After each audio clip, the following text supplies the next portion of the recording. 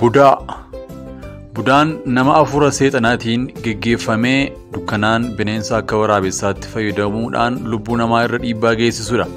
Gochoonni budaan raawwatu kanneen akka nama ajjeesuu, nyaachuu fi raatessuu fa'aadha. Jalqaba nama ajjeesuu fuula dura ijaan akka isaan kaadhimmatantu odeeffama.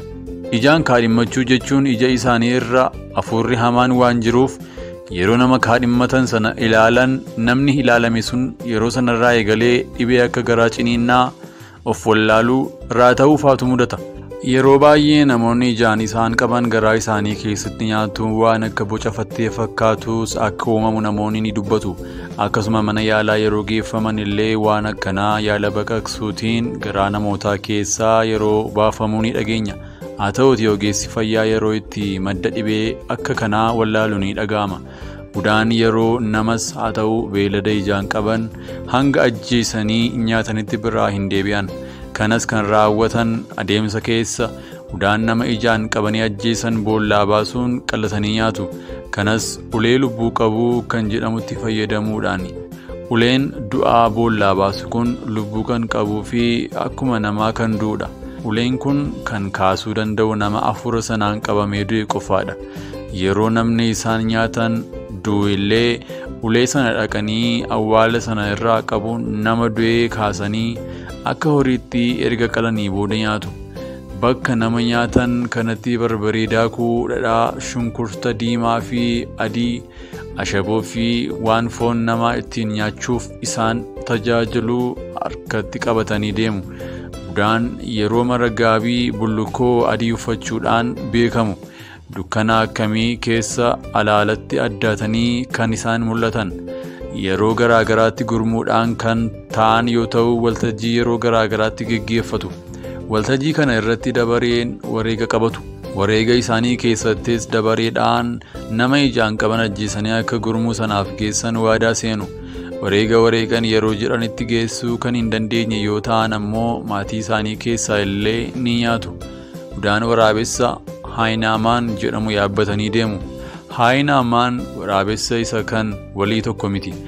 Gara afaan keenyaatti yoo hiiknee akka waraabessa caattoo, waraabessa ayyaanaa jechuuti. Waraabessi caattoo isaan yaaban qaamaanis guddaa akkasumas afura hamaadhaan geggeeffamas. Waraabessi caattoon kun manatti galuun soorama. Yeroo tokko tokko bosona keessas qofaa jiraata. Waraabeyyii kaan waliin tasa waliif hin galu. Waraabeyyii kaan yoo arge yookaan isaanis yoo argan wal lolu. Lola hamaa sana keessaa yeroo itti wal ajjeesan illee ni jira. Waraabessi caattoon yoo sagalee iyyu akka kan namaa fakkeessa. Hojiin isaa harki caaluu kan namaa waan fakkaatuuf biyya Israa'el keessatti Haayinaamaan jedhamuun beekama. Humna qabaa, iji isaa illee tirika yookaan baatirii harkaa ni kuta jedhama. Waraabessi caattoon sooranni isaa yeroo baay'ee daaraadha. Nama isa yaabee deemuuf yeroo deemu mala geejjiba yeroo waltajjii ta'an immoo akka waardiyyaatti ni tajaajila. Budaan yeroo waraabessa kana yaabee deemu akka fardaa yookaan gaangoo fuula duratti garagalee irra hin taa'u. Booddeetti garagalee malee. Kun ammoo mala ittiin eegumsa ofii godhan kanneen jedhanis ni jiru. Gariin ammoo iccitii dhokataa mataa isaatii qabas jedhu. Budummaan seenaa macaafa qulqulluu keessatti ni beekama laata. Macaafni qulqulluun kallattiin maqaa budaa jedhu fayyadamuu baatus kaanis baalizim jechuutti dhimma baheera. Hiikaan isaas nama akka isaatti nyaatu jechuudha. Macaafa qulqulluu keessatti kan eeraman qomoo warra ormaa jedhaman kan beekaman qomoo Amoorotaa fi Heetotaa Israa'el keessatti budaa jedhamuun beekamu. Uumamummaan qomoo kun qomoo ija isaanii irraa humni afuura hamaa jabaan jiruu fi yoo ija isaanii qullaa nama ilaalan namni akka salphaatti du'uu danda'a jedhama. Kanaaf yeroo hedduu ija isaanii haguuggachuun beekamu. Waa'ee jara kanaa sagaleen Waaqayyoo macaafa Hisqeel raajichaa boqonnaa 16 keessatti haalaan qabee dubbata. Gama biraatiin macaafuma qulqulluu keessatti bara beelli bu'ee namni walii isaa nyaateera. Ollaan daa'ima isaa dabareen waliif wareeguun qalatee nyaateera. Budaan gugee mataan harree gatii baaseera. Afurri hamaan akka namni nama akka isaa nyaatu godhu bara kana keessaa jalqabee kan jedhanis ni jiru. Mootota boqonnaa 6:28 29 Isin foon ilmaan keessanii fi foon intaloota keessanii in nyaattu. Seera Lewwotaa 26-29 Badiisi saba kootti yommuu dhufee dubartootni gara laafeeyyiin iyyuu mucoolee isaanii harka isaaniitiin affeelanii nyaatan. Faaruu Ermiyaas 4:1 Akkasuma luqqisii hedduun namni nama akka isaatii akka nyaatu ifatti ni yeera. Garuu kakuu haaraatti yeroo dhufnu ammoo Wangeela Luqaas 8:26-28tti irratti namichi awwaala gidduu jiraatu Yesuus seexana keessaa baase sun budaadha jedhamuun amanama. Sababni isaa bakki walgahii budootaa baay'inaan awwaala gidduu waan ta'eef Yesuus namichicha keessaa hafuuricha yeroo ifatetti hafuurichi deebisee macca akka ta'e maqaan isaas Leegiyoon ta'uu hime. Beektotni macaafa kutaa kanaa yeroo hiikan macci baay'ina kan agarsiisu ta'uu yeroo dubbatan leegoowwan ammoo hiikaa NIV irratti haayinaa jechuu akka ta'etti kaa'u. Kanaaf hafuura hamaa namicha awwaala gidduu taa'aa ture kana budaan wal qabsiisu. Seexanichi Leegiyoon jedhamu kun guyyoota dhumaatti lola gurguddaa kaasuuf akka jirus sagaleen Waaqayyoo ibsee dubbata. Namoonni akkamiin gara hafuura budummaatti dhufu? Namoonni soorumaaf jedhanii gara hafuura kanaatti dhufu. Yeroo hedduu xonqaayonni qorichaa nama sooromsu jechuun kan gurguran qabu. Saamichi qoricha sana bitatu sooramuuf deemee qorichicha yeroo bitatu otoo hin beekin hafuura kanaa akka fudhatutu dubbatama. Otoo hin beekin hafuura kanaan dhaalamuun sammuu uumamaa alabee hafuura hamaatti ta'uun gocha kana ni raawwata. Diinonni isaanii warri lubbuu isaanii balleessuu barbaadan mandara isaanii akka marsan, warri mandarittii kana keessa jiraatan immoo rakkina isaa irraa kan ka'e foon ilmaan isaanii fi intaloota isaanii foon walii isaaniis akka nyaatan nan godha. Ermiyaas 19:9 Jalqabuma irraa dhalli namaa gara hojii hafuura hamaatti kan kufuu eekkamsa Waaqayyoo irraa kan ka'edha. Warra Waaqayyoon hin nageenye Waaqayyo dabarsee yaada mataa isaaniitti akka isaan kennu himeera. Namni yaada mataa isaatti kenname ammoo qodaa rakkinaaf seexanaa ta'uun sarara jireenyaa labee jiraata. Yeroo kanadha kufaatii akka kanaatti kan kufan. Hafuurri kun nama itti galee haalaan qaama isaan wal baree dhaqna ta'ee fi keessaa waan jiraatuuf bakka kadhannaatti illee haalaan of mul'isuu yeroo iyyee ba'uu hin argamu. Haa ta'utii faallaa isaa namoota isaan ijaan kaadhimmatan irraa hafuurichi iyyee of lafafee yeroo ba'utu mul'ata. Egaa walumaa gala hafuurri seexanaa maqaa budaa jedhuun dhalli namaa akka isaatti akka nyaatu akka taasisuu danda'uu beekuun barbaachisaadha.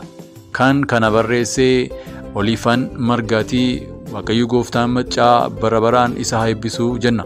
Dhuma irrattis waan dastaan sarmuu jedhe tokko isinitti himna. Mata dureen isaa budaan jedha. Yeroo tokko namoonni si balleessuu barbaadu.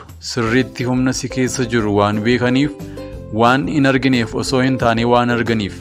Garuu akka jiraatu hin barbaadani. Kanaafuu hin dagatin. Budaan yoo dursitee nama argitee nama nyaatti. Dursanii yoo ishee argan garuu ni hadooddi. Hadoochi malee hin hadoodin jedha. Kun ergaa ajaa'ibaatii itti fayyadamaa.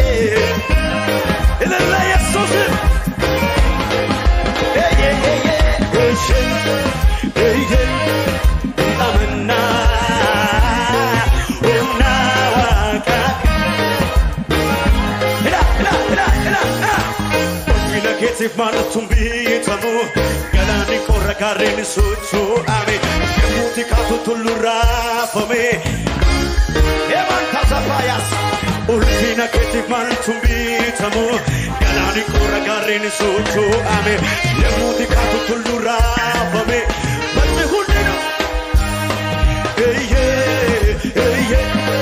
niyamana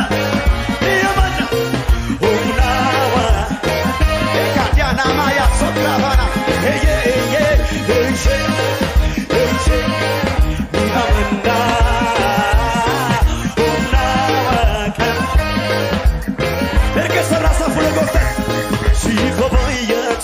Galaniko sifabayatu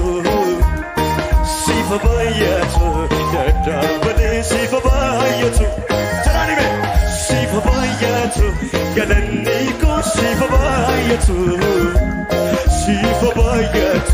dadabale Hey galatabayatu sifabayatu Galaniko sifabayatu dadabale Wangari male, ana foya the money come to. It's a do bate, wa eko watinda gatsome. Ikana puni sone, barako tsi wa kesu. Ani mi efade, arigera mi sato, arigesa wat musa sifa galani ko sifa. Sifabayatu, dadabale sifa. Metera sifabayatu, galaniko sifabayatu, dadabale. Damana yele, aitaya nyime bay, nifasi yele, aitaya nyime bay. Damana yele, aitaya nyime bay, nifasi yele, aitaya nyime bay. Good. Sana yamna low indi, bado shabako uhayibo. Sana yamna low indi, bado. You know you get fun. Simbilo masembere, uneka uye. It's your baby. You know you get fun.